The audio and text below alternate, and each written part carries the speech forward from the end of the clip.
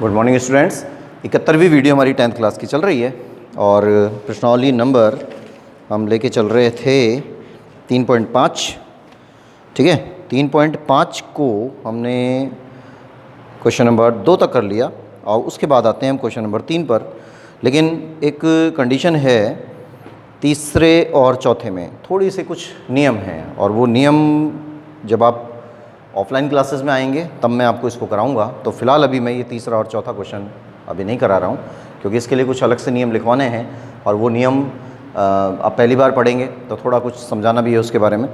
उनके बाद जब हम उस चैप्टर को कर लेंगे तब वो मैटर कंप्लीट होगा, है ना। तो ये तीसरा और चौथा फ़िलहाल अभी हम नहीं कर रहे हैं। जब आप ऑफलाइन लगेंगे, क्लास में आएंगे, तब आप इस काम को करेंगे। थोड़ा सा मुझे याद दिला दीजिएगा और उस काम को मैं करवा दूँगा।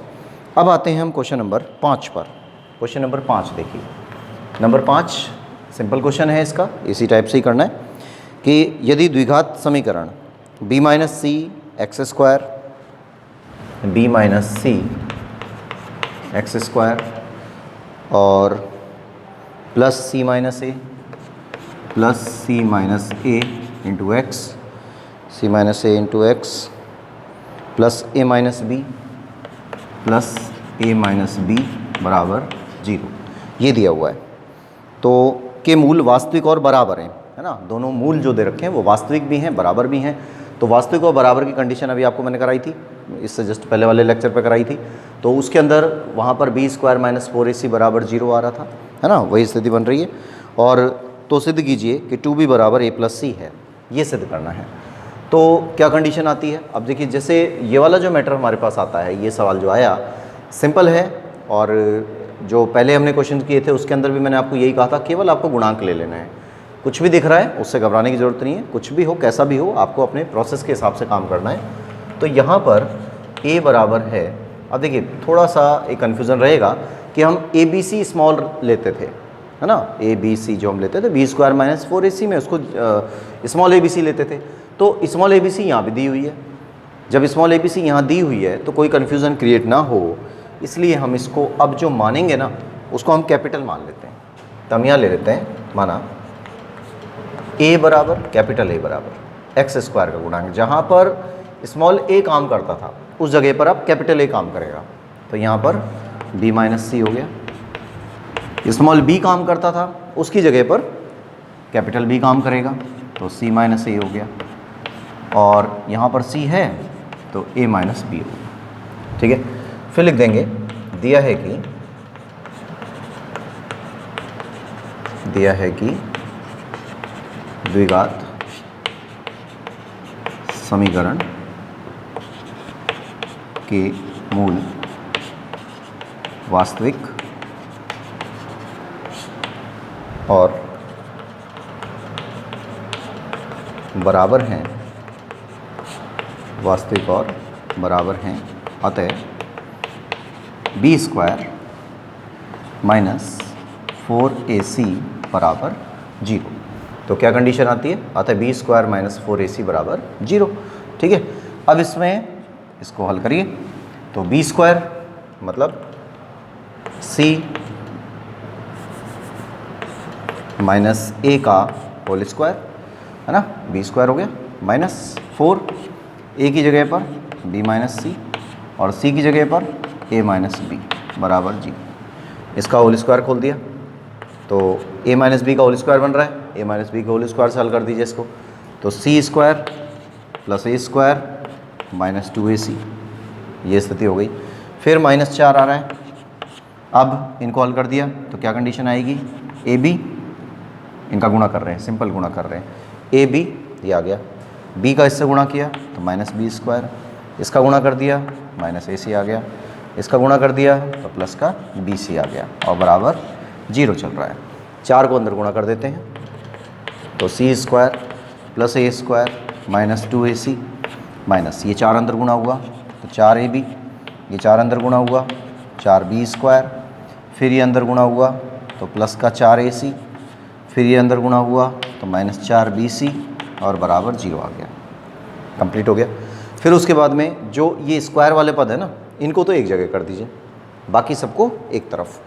तो ये वैल्यू आती है c स्क्वायर प्लस ए स्क्वायर प्लस 4b स्क्वायर, ए सी माइनस में और ए सी प्लस में, सही है ना। माइनस के 2 आ रहे हैं और प्लस के 4 आ रहे हैं, तो -2 और +4 कटेंगे, विपरीत चिन्ह घट जाते हैं, मैंने बताया था ना, विपरीत चिन्ह घट जाते हैं, तो 4ac में से 2ac माइनस हो जाएंगे, तो बचेगा क्या, प्लस का 2ac में प्लस का ही तो बचेगा, ज़्यादा संख्या प्लस की है। फिर माइनस का 4ab ये ऐसे ही रहेगा, माइनस का 4bc ये ऐसे ही रहेगा और बराबर 0 हो गया। अब ये एक ऐसा पद है जिसका होल स्क्वायर बन रहा है। होल स्क्वायर क्या है, थोड़ा सा ध्यान दीजिए इस पे, इस मैटर को मैं यहाँ समझा देता हूँ आपको। एक फार्मूला होता है, क्या फार्मूला है वो, a + b + c का स्क्वायर, है ना, किया हुआ है आपने और याद भी होगा आपको कि a + b + c का स्क्वायर बराबर होता है a square + b square + c square + 2ab + 2bc + 2c, ये फार्मूला होता है, सही है। अब इनमें से कोई भी एक पद अगर माइनस का हो जाता है, कोई भी एक पद माइनस का हो जाता है तो क्या चेंजेस आते हैं। अब थोड़ा सा ध्यान दीजिएगा इसमें कि ए बी माइनस आ रहा है ना, माइनस का चिन्ह इसके आगे है, ए बी के आगे, बी सी के आगे भी माइनस का चिन्ह है। अब यहाँ से हम इस फॉर्मूले को बनाना सीख रहे हैं कि ये फार्मूला कैसे बनता है, ए बी माइनस का, बी सी भी माइनस का, तो दोनों में से कौन सी ऐसी चीज़ है तो दोनों में कॉमन आ रही हो, दोनों के अंदर कॉमन है, केवल चर, है ना, अचर नहीं, 4 भी आ रहा है लेकिन 4 को नहीं लेना है, मतलब बी वाला मैटर जो है ना, ये यहाँ पे भी बी आ रहा है, इसमें भी बी आ रहा है, तो बी माइनस है। अगर बी माइनस हो जाता है इस सवाल के अंदर, ये फार्मूला है कि ए प्लस, और हम इसको लिखते हैं ऐसे, -b + c, क्योंकि जो मानक फार्मूला होता है उस मानक फार्मूले के अंदर हमेशा प्लस ही होने चाहिए, तीनों संख्याएं प्लस होनी चाहिए मानक फार्मूले के अंदर। लेकिन अब हमें मिल गया माइनस, तो हमने माइनस को कर लिया अंदर की तरफ, ठीक है, तो ये ए हो गया, प्लस हो गया, बी हो गया और सी हो गया। क्लियर है यहाँ तक। अब क्या करेंगे आप, ए स्क्वायर, इसके ऊपर तो कोई फ़र्क पड़ेगा नहीं क्योंकि स्क्वायर है, जब बी का स्क्वायर करेंगे तो क्या आ जाएगा, -b का स्क्वायर करेंगे तो वही प्लस का b आ जाएगा, तो यहाँ से तो कोई फ़र्क पड़ा नहीं। फिर प्लस का c स्क्वायर आ जाता है, तो प्लस का c स्क्वायर, ठीक है, कोई प्रॉब्लम नहीं है यहाँ तक भी। उसके बाद में जब हम आते हैं आगे, यहाँ पर देखिए 2 है, ठीक है, a और b गुणा होते हैं, a और b गुणा हो रहा है तो माइनस का 2ab आ रहा है, तो ये माइनस का 2ab आ गया। फिर b और c गुणा हो रहे हैं तो माइनस का 2bc आ रहा है, और c और a गुणा हो रहे हैं तो प्लस का ac आ रहा है ना, कोई फ़र्क नहीं पड़ा। और ऐसे कैसी चीज़ें आ गई, लेकिन कहाँ कहाँ पे माइनस आए, जहाँ जहाँ पे b था उस जगह पर माइनस आया। यहाँ पर भी b था लेकिन इसका स्क्वायर हो रहा है इसलिए वो प्लस रहेगा, तो इसमें कोई अंतर नहीं आया। अब स्थिति क्या आती है, इस फॉर्मूले को इसके अकॉर्डिंग कंपेयर करना है यहाँ, है ना, मतलब ये कि हमें ये पता चल गया कि जो b है ना वो माइनस का है, तो हम इसको ऐसे लिख देते हैं, c square + a square + -2b का होल स्क्वायर लिख सकते हैं ना, -2b का होल स्क्वायर लिख सकते हैं ना, होल स्क्वायर करेंगे तो प्लस का 4b तो स्क्वायर आएगा, है ना, तो कोई फ़र्क नहीं पड़ रहा ना इस पर। फिर यहाँ पे कोई प्रॉब्लम नहीं, ये ऐसे ही रहेगा क्योंकि इसमें b है ही नहीं। इसको लिखेंगे तो -2a और -2b। अब देखिए, अब इनका गुणा करते हैं तो 4ab बन रहा है कि नहीं बन रहा, हो गया, तो माइनस का 4ab। फिर यहाँ से भी यही कंडीशन, माइनस का 2, वो प्लस आएगा, +2ab होता है ना, प्लस आ गया, यहाँ भी प्लस आ जाएगा, -2bc 2 और बराबर 0, ये स्थिति आई। तो इस वाली लाइन को हमने अपने इस फॉर्मूले के हिसाब से इस तरह से खोल के लिख दिया, कंप्लीट हो गया। अब सूत्र बन गया, देखिए a स्क्वायर, आप ध्यान से देखना, a स्क्वायर b स्क्वायर, ये b की जगह काम कर रहा है, ये पूरा ये b की जगह काम कर रहा है, तो a square b square c square, तीनों आ गए, a square b square c square. फिर +2ab, इन दोनों का गुणा करना है, a b देखिए कहाँ आ रहा है, ये रहा, +2ab, b की जगह पे क्या चल रहा है, -2b चल रहा है b की जगह पर, तो माइनस का ये +2ab हो गया। फिर 2bc तो 2 आ रहा है प्लस का, फिर b आ रहा है, फिर c आ रहा है, तो 2bc भी हो गया। फिर 2ca, तो 2ca या ac एक ही बात है, ये आ गया। तो फॉर्मूला उसके अकॉर्डिंग सेट हो गया, है ना। मतलब ये इसका विस्तृत रूप है, ये विस्तारित भाग जो हमारे पास है, ये विस्तारित भाग यहाँ पे है इसके अकॉर्डिंग। तो इसका अगर संक्षिप्त रूप बनाएं, इसको अगर कंबाइंड करें तो हमें क्या मिलेगा, a प्लस बी प्लस सी का होल स्क्वायर, ये तो मिलेगा। तो ये मान यहाँ पर रख दिया और वैल्यू हमको मिल जाती है a प्लस बी प्लस सी का होल स्क्वायर बराबर जीरो। चल ही रहा है, क्लियर हो गई बात। अब वर्गमूल कर दिया, जब वर्गमूल कर देंगे तो ये स्क्वायर हट जाएगा, बस इसको तो अलग लिख लेना आप। तो यहाँ से आ जाता है a plus minus 2b plus C बराबर जीरो। आप पक्षांतरण करना है, तो पक्षांतरण में एक चीज़ ध्यान रखिए कि पक्षांतरण किस चीज़ का होगा, जहाँ पर ये माइनस वाला है बस उसको उधर भेज दीजिए, प्लस का हो जाएगा। तो a प्लस सी तो रह गया यहीं पे, इसको उधर भेज दिया, ये प्लस का 2b हो गया और ये आंसर हो गया, जो सिद्ध करना था वो ये आ गया। ठीक है, ये स्थिति हमारी कंप्लीट। तो इस तरह से आपका ये जो चैप्टर है 3.5 ये समाप्त हो जाता है। और आपको अब बता दिया है कि तीसरा और चौथा जो क्वेश्चन है उसको मैं क्लास में ही कराऊंगा, तो उसके लिए थोड़ा सा आप मेरे को याद दिला दीजिएगा, कहीं माइंड से स्लिप हो जाए, है ना। तो आप इसको याद दिला देंगे और उसको हम कर देंगे। तो अभी इसको पेंडिंग में डाल दीजिए, कोई प्रॉब्लम नहीं है उसके लिए। फिर आ जाते हैं हम नेक्स्ट पर।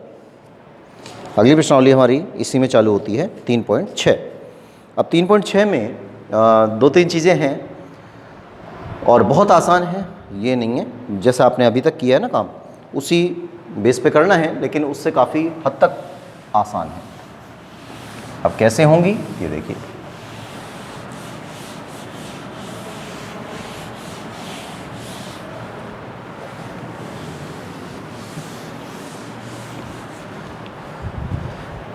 अब देखिए इसमें 3.6 में जो लघुत्तम निकालना है। अब लघुत्तम वगैरह तो बहुत सिंपल है, देखिए छोटी क्लास से ही आप करते आ रहे हैं और आपको पता भी होगा लघुत्तम कैसे निकालना है। तो नाम में तो लघुत्तम आ रहा है ना, लेकिन कंडीशन क्या आ रही है कि उसके अंदर जब आप लघुत्तम निकालते हैं तो एक स्थिति आती है, जैसे पहला वाला क्वेश्चन इसने दे दिया कि 24 एक्स स्क्वायर वाई जेड और 27 x4 Y square Z square. तो 24 पहला पद है, 24 है X square Y Z, X square Y Z, और दूसरा पद है 27y4, 27x4, 27x4 Y square Z square, Y square Z square. ठीक है, ये स्थिति आ जाती है। अब देखिए मैं सिंपल विधि से आपको बातें बता रहा हूँ। जैसे आपने एलसीएम पढ़ा था, तो एलसीएम के अंदर आपने ये पढ़ा था कि जब हम किसी कंडीशन को यूज़ कर रहे हैं यहाँ पर एलसीएम के लिए, तो उसमें से जितने भी जोड़े बन जाते हैं, बिल्कुल बेसिक की बात कर रहे हैं, जो छोटी क्लास में आपने शायद मेरे ख्याल से ये छठी से चालू हो गया था शायद, जहाँ तक लग रहा है छठी या सातवीं में आ गया था। तो पहले आप इन सब के टुकड़े कर लीजिए, बिल्कुल बेसिक पे जा रहे हैं। देखिए एलसीएम निकालना है इसका, एलसीएम लघुत्तम समापवर्ती निकालना है। तो लघुत्तम समापवर्ती निकालने के लिए ये जो 24 है एक्स स्क्वायर वाई जेड है, 24 के टुकड़े करिए। अब 24 के टुकड़े करने का मतलब अभाज्य गुणनखंड, अभाज्य गुणनखंड विधि का प्रयोग करना है। तो 24 का अभाज्य गुणनखंड कर दिया, तो 24 का अभाज्य गुणनखंड कर देंगे, 2 से 12 हो गया, फिर 2 से कर दिया 6 आ गया, फिर 2 से कर दिया 3 आ गया, फिर 3 से कर दिया 1 आ गया। कोई है? तो ये स्थिति यहाँ पर आ जाती है। अब जब इस कंडीशन को लेते हैं, 24 का अभाज्य गुणनखंड किया तो क्या कंडीशन आती है, 2 आया, फिर वहाँ से देखिए 2 आया, फिर 2 आया, फिर 3 आया, और फिर इसके बाद में एक्स स्क्वायर है ना, एक्स स्क्वायर वाई और जेड आ रहा है। तो एक्स स्क्वायर आ रहा है, तो एक्स स्क्वायर को 2 बार लिख दिया, एक्स गुणा एक्स, वाई है वाई को 1 बार लिख दिया, जेड है जेड को 1 बार लिख दिया, कंप्लीट हो गया। फिर उसके बाद आ जाइए कि जब हम बात करते हैं इसकी 27, तो 27 x4 वाई स्क्वायर और जेड स्क्वायर, फिर दोबारा से वही काम करना है, 27 का अभाज्य गुणनखंड कर दीजिए। तो 27 का हमने अभाज्य गुणनखंड किया, 3 का भाग जाएगा 9 बार, फिर 3 से गया 3 बार, फिर 3 से गया 1 बार। तो इस तरह से ये काम कर दिया। अब जब कंडीशन इसकी लेते हैं तो क्या आती है, 3 × 3 × 3 x4, तो x को 4 बार लिख दिया, सही है। फिर y को 2 बार लिख दिया, तो y को 2 बार लिख दिया। फिर z को 2 बार लिख दिया, z को 2 बार लिख दिया। अब इनके जोड़े बनाने हैं। एलसीएम आप कर चुके हैं ना, लघुत्तम समापवर्तक। तो लेसेपे भी बोल देते थे इसको, ध्यान आ रहा होगा आपको, लेसेपे या है ना एलसीएम, कुछ भी बोल सकते हैं। इनके जोड़े बनाने हैं और जोड़े बनाने के बाद पहला काम तो यही करना है कि हमें वो इसके अंदर से पार्ट निकालने हैं जिनके जोड़े बन रहे हैं। पहली स्थिति तो यही है। जोड़े बनाने के बाद फिर जो कुछ भी बच गया है, ठीक है, जोड़े बनाने के बाद जो कुछ भी बच गया है वो भी साथ में ले लेना है, छोड़ना नहीं है इसमें कुछ भी।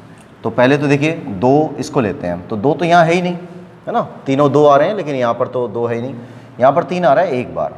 तो एक तो जोड़ा ये बन गया यहाँ से, तो एक तो हमने 3 निकाल लिया, पहली कंडीशन तो यही बनती है।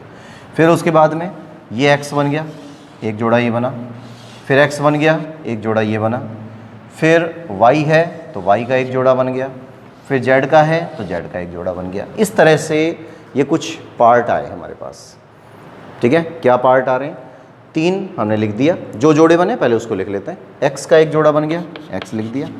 फिर यहाँ से x का एक जोड़ा बना, उसको भी लिख दिया। यहाँ से y को लिख दिया, फिर यहाँ से z को लिख दिया, ठीक है। ये तो वो हैं जिनके जोड़े उपलब्ध हुए। अब जो बच गए वो भी ले लीजिए सारे।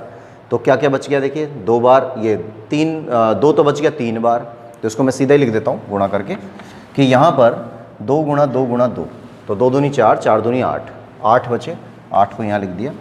फिर 3 तिया 9, 3 तिया 9 आ गया, 9 लिख दिया, सीधा लिख रहा हूँ इसको, है ना, ये मत सोचिए कि 8 कहाँ से आ गया। फिर यहाँ पे x आया तो इसका हमने x² ले लिया, यहाँ से इसको मिटा देते हैं।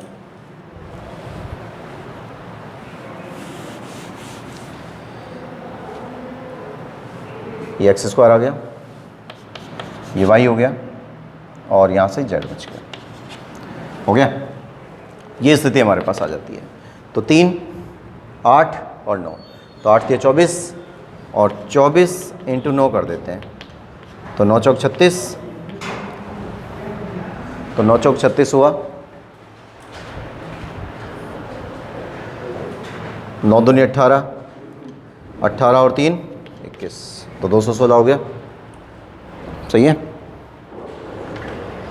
216, तो ये सारे तो मिलके हो गए 216। फिर x और x² कितने हो गए, x4, y और एक y, ये हो जाएगा y², ये z और ये z z² हो गए।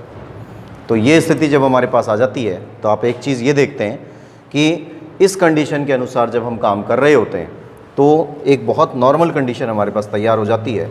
और वो नॉर्मल कंडीशन क्या है कि अगर हमसे कहा जाए कि लघुत्तम समापवर्तक ज्ञात कीजिए, तो लघुत्तम समापवर्तक का मतलब क्या है भाई, लघुत्तम नाम में तो आ रहा है लघुत्तम, और ये बात आपको जो भी टीचर पढ़ा रहे थे पहले, लघुत्तम समापवर्तक हमने 6ठी और 7वीं से पढ़ना शुरू किया है, तो उन्होंने भी आपको यही बताया होगा कि नाम में तो आ रहा है लघुत्तम, है ना, कम से कम, लेकिन जब हम उसका मान निकालते हैं तो आप ये प्राप्त करते हैं कि भाई जो बड़ी बड़ी संख्या है ना वही आंसर में आ रही हैं।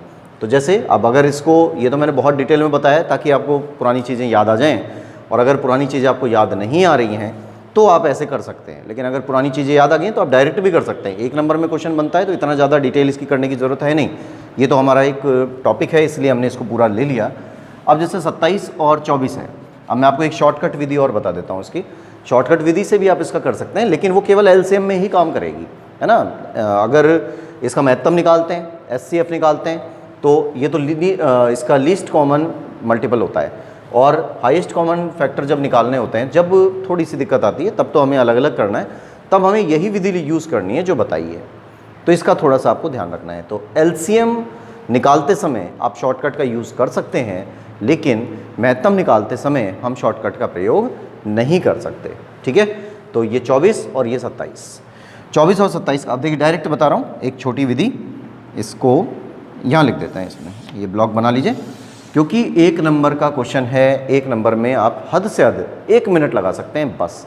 इससे ज़्यादा अगर बोर्ड में आप 1 नंबर के क्वेश्चन को टाइम दे रहे हैं तो फिर वो हमारे लिए आगे पेपर कंप्लीट करने में नुकसानदायक सिद्ध होगा।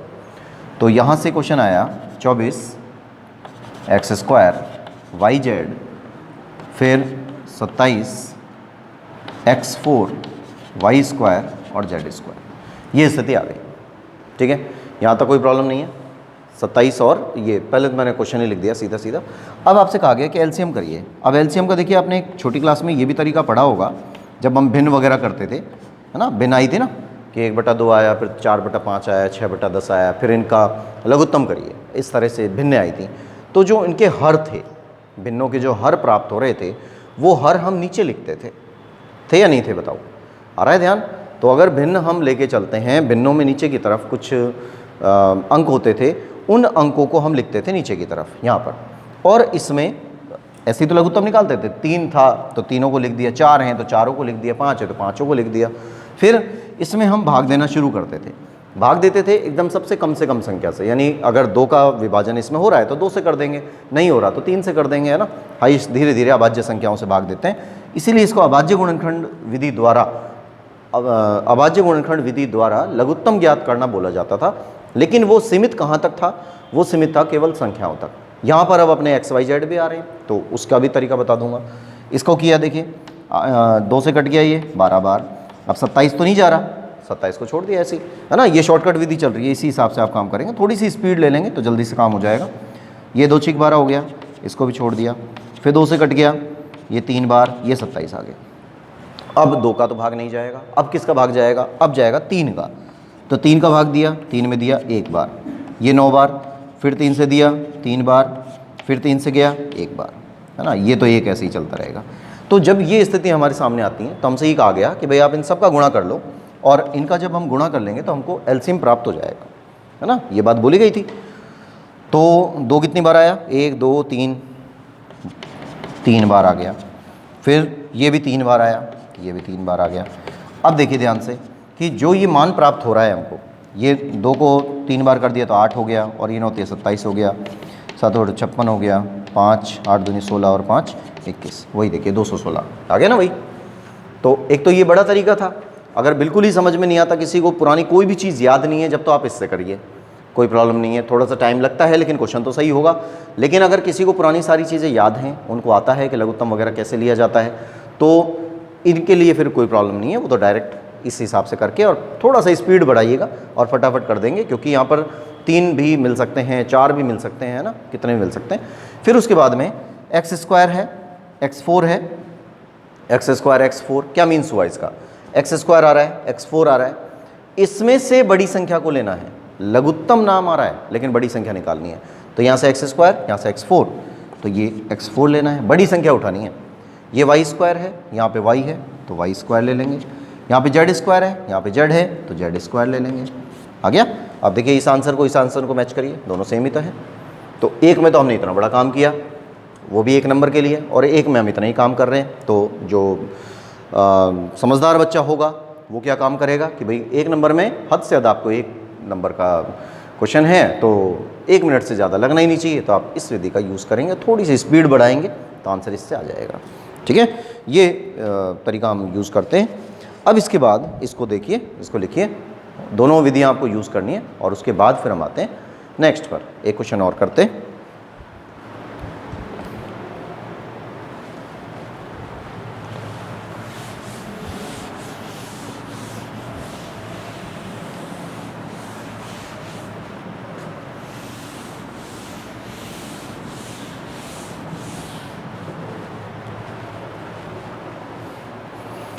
इसके बाद इसी में ही है एक क्वेश्चन नंबर 2। तो क्वेश्चन नंबर 2 में अब द्विघात समीकरण दे दी, तो x square minus 3x plus 2, x square minus 3x plus 2, ये एक द्विघात समीकरण है। और दूसरी द्विघात समीकरण है x4 plus X cube, x4 plus X cube और minus 6x square, minus 6x square. ठीक है, ये स्थिति आई तो सबसे पहले तो इसके टुकड़े करने हैं, तो x square minus 3x plus 2 के टुकड़े करिए। तो जब हम इसके टुकड़े करते हैं तो गुणा करने पर 2 आना चाहिए, जोड़ने और घटाने पर 3 आना चाहिए। तो गुणा करने पे 2 आए, जोड़ने घटाने पे 3 आए, तो मीन्स क्या हुआ, क्या टुकड़े बनेंगे, तो टुकड़े बनते हैं एक्स स्क्वायर माइनस 2 एकम 2 बन जाएंगे ना, 2x माइनस एक्स प्लस 2। इसमें देखिए यहाँ पर वो सिस्टम नहीं है संख्याओं वाला, है ना, पहला वाला सवाल अलग था, ये अलग है। यहाँ पर द्विघात समीकरण और चतुर्थघात समीकरण दे रखे हैं, इनके टुकड़े करिए, टुकड़े में जो भी चीज़ मैच करेगी उसको ले लेंगे। तो ये स्थिति यहाँ पर आती है। इसमें से हमने x को कॉमन निकाला तो x माइनस 2 आ गया, माइनस 1 को कॉमन निकाला x माइनस 2 आ गया, फिर x माइनस 2 और x माइनस 1, ये स्थिति बन जाती है। इसको यहीं छोड़ देंगे।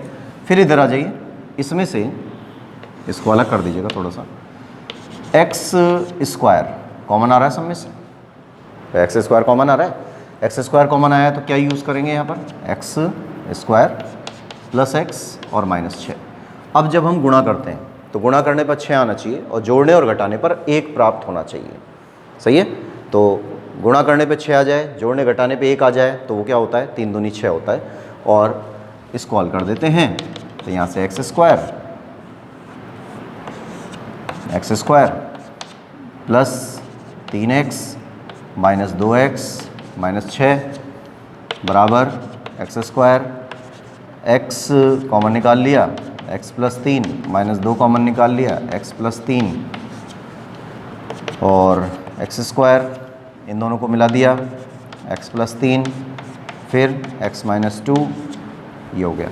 अब पहला वाला तो पार्ट ये बना, दूसरा पार्ट ये बना, इन दोनों में से अब एलसीएम निकालना है। तो अब मैं आपको वही तरीका बता रहा हूँ कि जब हम इसका एलसीएम निकालते हैं तो पहला काम तो हमारा ये होता है कि दोनों के अंदर से जो भी चीज़ कॉमन आ रही है पहले तो वो निकाल लो। तो x माइनस 2 आ रहा है, x माइनस 2 आ रहा है, दोनों में से कॉमन है, बाहर निकाल लिया, x माइनस 2 आ गया। अब उसके बाद क्या क्या बच गया वो भी ले लो सब। तो ये वैल्यू हो जाएगी x माइनस 1, एक्स स्क्वायर को हम आगे लिख देते हैं और x प्लस 3 आ जाता है, ठीक है। तो x square, x minus 2, x minus 1, x plus 3, ठीक है। ये सारी विधियाँ एक साथ यूज़ कर सकते हैं और जैसे जैसे हम आगे क्वेश्चंस को बढ़ाते हैं तो उसमें एक साथ, जैसे अब द्विघात समीकरण है अगला वाला, जिसके अंदर भी यही विधि यूज़ करनी है कि 2x क्यूब माइनस 8 आ रहा है, तो पहले आप इसमें 2 कॉमन निकाल लीजिए, 2 कॉमन निकाल लेंगे, फिर वो इसमें स्क्वायर, क्यूब नहीं स्क्वायर, ठीक है, 2 कॉमन निकाल लीजिए, फिर द्विघात समीकरण बनेगी। ऐसे ही दूसरे वाले को हल कर देंगे और सॉल्व हो जाएगा, ठीक है। तो इसको नोट करिए।